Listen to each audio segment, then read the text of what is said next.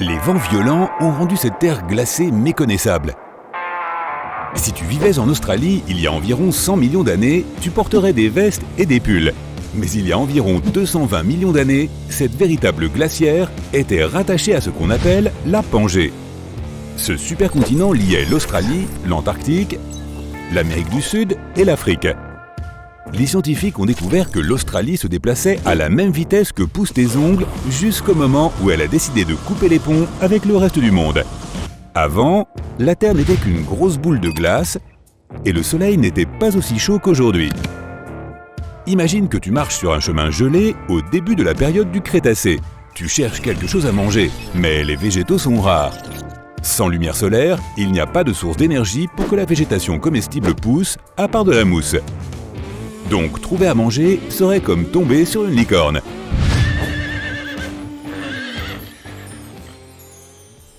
Tu trouves alors de larges empreintes de pattes à 3 orteils menant à ce qui ressemble à une forêt gelée. Tu les suis tout en cherchant à qui elles appartiennent. Tu arrives dans un cul-de-sac avec de la neige jusqu'aux genoux et tu réalises que tu es coincé. Soudain, tu entends des grognements. Tu regardes à droite et tu vois un grand théropode qui se dirige vers toi. Il est presque aussi grand qu'une girafe et a les dents acérées comme des lames de rasoir. Bien chanceux.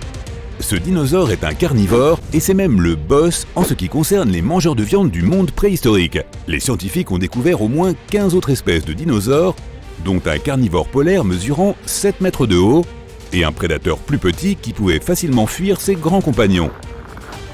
Tu tentes de t'extirper de la poudreuse alors que la bête aux grandes dents avance vers toi. Heureusement que les quelques arbres l'empêchent de se déplacer plus vite. Tu arrives à trouver un bon rythme et alors qu'il se rapproche de toi, tu parviens à te réfugier entre quelques arbres dénudés. Tu as eu de la chance cette fois, mais il reviendra bientôt pour toi. Des fossiles de plantes et de feuilles montrent qu'à cette époque, l'Antarctique n'était pas aussi froide qu'aujourd'hui. Et il en va de même pour le pôle Nord. Pourtant, vivre il y a 70 à 100 millions d'années n'était pas si confortable. Le T-Rex était le roi incontesté des dinosaures.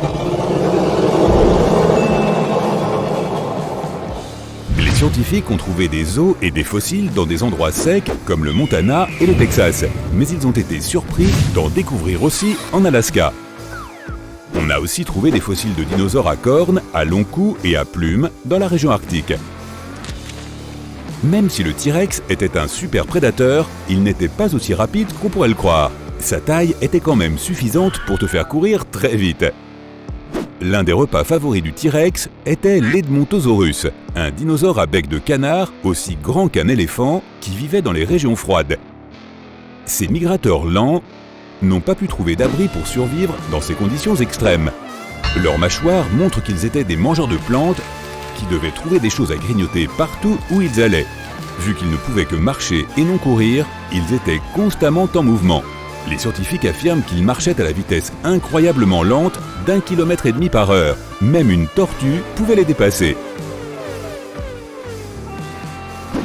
Si tu étais un dinosaure à cette époque, tu aurais dû prendre l'une des décisions les plus difficiles de ta vie.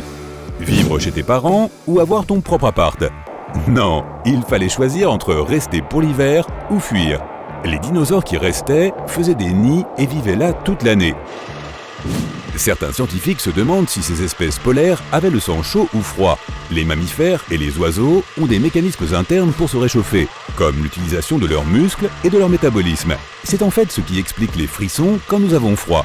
Les reptiles doivent s'étendre au soleil ou près d'une source de chaleur pour absorber cette dernière et faire le plein d'énergie pour la journée. Comme quand tu branches ton portable. Sauf qu'il n'y avait pas de téléphone à l'époque. Tu continues à marcher en essayant de trouver quelque chose à manger. Ton ventre gronde et tu sens que tu t'affaiblis. Le vent se lève et te projette un peu de neige. Heureusement que tu portes un manteau épais et des chaussures adaptées. Tu commences à être fatigué et tu dois trouver un endroit où te reposer. Mais dans la nature, rester au même endroit revient à s'offrir en pâture à n'importe quel prédateur. Tu réussis à rentrer dans une petite grotte pour te mettre à l'abri. Tu allumes un feu pour te réchauffer et tu remarques alors que la grotte s'étend plus loin que ce que tu croyais. Tu te fabriques rapidement une torche et tu t'enfonces à l'intérieur. Selon les scientifiques, certains dinosaures pouvaient se terrer pour survivre aux tempêtes. Ils ont trouvé des structures rocheuses dans le sud de l'Australie qui ressemblaient à une sorte d'habitat pour des créatures fouisseuses vivant il y a environ 100 millions d'années. Après quelques heures, tu atteins enfin l'autre extrémité de la grotte, mais cette fois, le temps est meilleur et le ciel est dégagé. Tu remarques de petites empreintes de pattes qui mènent à une rivière. Étrangement, il n'y a pas de glace sur l'eau, alors tu en profites pour boire un peu. Soudain, une grande ombre se profile au-dessus de toi. Tu te retournes et tu vois un énorme dinosaure à plumes avec des yeux perçants. Il ressemble et se déplace un peu comme un vélociraptor et il te regarde droit dans les yeux comme si tu étais son casse-croûte. Tu te lèves lentement, tu ne le distanceras pas, donc tu n'as pas d'autre choix que de l'affronter. Mais une autre silhouette apparaît à proximité. Un petit herbivore appelé Laelinasaura, marchant sur deux pattes, surgit et prend une gorgée d'eau dans la rivière. L'attention du carnivore se dirige alors sur lui et il t'oublie. C'est alors qu'un théropode géant surgit de la forêt et les poursuit. Tu cours jusqu'à la grotte en essayant de ne pas te faire repérer. Les humains n'existaient pas encore à l'époque. Il y a 7 millions d'années, l'Homo sapiens s'est séparé des singes pour devenir une espèce totalement indépendante il y a environ 200 à 300 000 ans. L'homme de Néandertal a également prospéré. Alors que l'Homo sapiens vivait en Afrique, l'homme de Néandertal a migré vers certaines régions d'Europe et d'Asie, et fut ainsi la première espèce humaine à vivre une période glaciaire. Les scientifiques affirment que les Néandertaliens ne pouvaient pas rivaliser avec les Homo sapiens, et qu'ils ont lentement disparu. Certains d'entre eux se seraient intégrés aux sapiens. La Terre a connu 5 périodes glaciaires assez puissantes pour changer sa structure physique de manière permanente. Elles sont en grande partie responsables de la formation des paysages.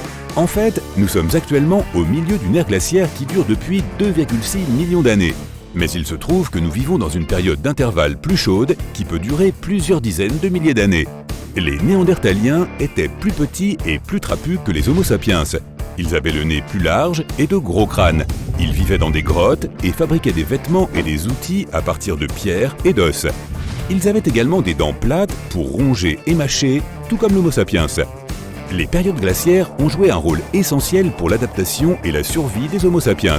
Dans leurs grottes, ils ont pu dessiner des scènes de chasse et de cueillette et ils ont été les premiers à exploiter la puissance du feu pour se réchauffer, se protéger, s'éclairer et cuisiner. Ils utilisaient également un système avancé de couture de vêtements et utilisaient des aiguilles en os et des peaux d'animaux pour fabriquer d'épais manteaux pour se réchauffer. Ah, c'était le bon vieux temps, non ?